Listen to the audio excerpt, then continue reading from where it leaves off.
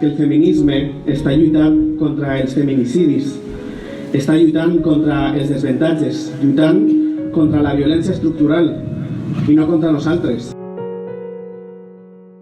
Les dones hem sigut i som el col·lectiu més nombrós sobre el qual s'exerceix una violència sistemàtica que a més afecta a tots els àmbits, el sexual, l'econòmic, el social, i que es dona en totes les classes socials, sense distinció de raça ni credo.